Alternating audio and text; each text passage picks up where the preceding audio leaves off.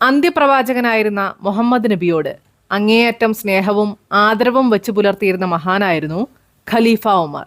മുഹമ്മദ് നബിയുടെ പിതൃവ്യനായ അബ്ബാസും ഖലീഫ ഉമറുമായി ഒരു പാത്തിയുടെ കാര്യത്തിലുണ്ടായ തർക്കവും അതിനെ തുടർന്നുണ്ടായ പരിസമാപ്തിയുമാണ് ഇന്നത്തെ കഥയിൽ.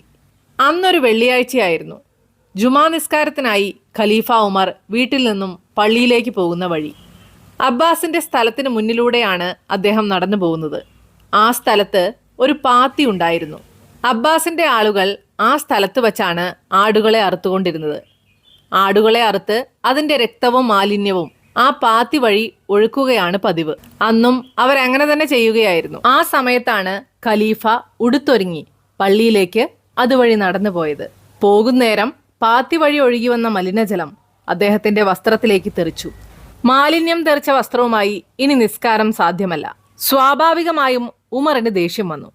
ഉടൻ തന്നെ അദ്ദേഹം ആ പാത്തി അവിടെ നിന്ന് എടുത്തു മാറ്റാൻ നിർദ്ദേശം നൽകിയ ശേഷം വീട്ടിലേക്ക് മടങ്ങിപ്പോയി വസ്ത്രം മാറി വന്നു. ഖലീഫയ്ക്ക് ഇങ്ങനെ ഒരു പ്രയാസം നേരിട്ടെങ്കിൽ വഴിയേ പോകുന്ന മറ്റുള്ളവർക്കും അത് ശല്യമുണ്ടാക്കാമല്ലോ. അങ്ങനെ ഒരു പൊതു നന്മ മുന്നിൽ കണ്ടുകൊണ്ടുകൂടിയാണ് ആ പാത്തി അവിടെ നിന്ന് മാറ്റാൻ അദ്ദേഹം നിർദ്ദേശിച്ചത്.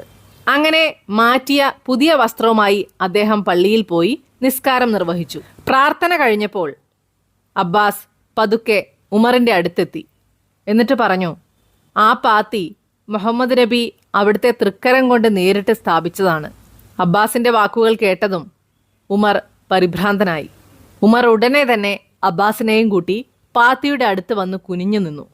എന്നിട്ട് പറഞ്ഞു, ഞാൻ അള്ളാഹുവിനെ പിടിച്ച് സത്യം ചെയ്യുന്നു, ഇതാ എൻ്റെ ഈ മുതുകത്ത് കയറി നിന്നുകൊണ്ട് തിരുനബി എങ്ങനെയാണോ പാത്തി സ്ഥാപിച്ചത് അതുപോലെ തന്നെ പുനഃസ്ഥാപിക്കണം. അബ്ബാസിന് അതനുസരിക്കുകയല്ലാതെ വേറെ വഴിയുണ്ടായിരുന്നില്ല.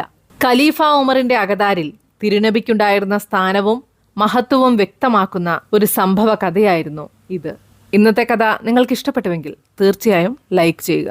കൂടുതൽ കഥകൾക്കായി വോയിസ് ടെയിൽസ് ബൈ ഹസീന എന്ന നമ്മുടെ ചാനൽ സബ്സ്ക്രൈബ് ചെയ്ത് സപ്പോർട്ട് ചെയ്യുക. മറ്റൊരു കഥയുമായി വീണ്ടും എത്താം.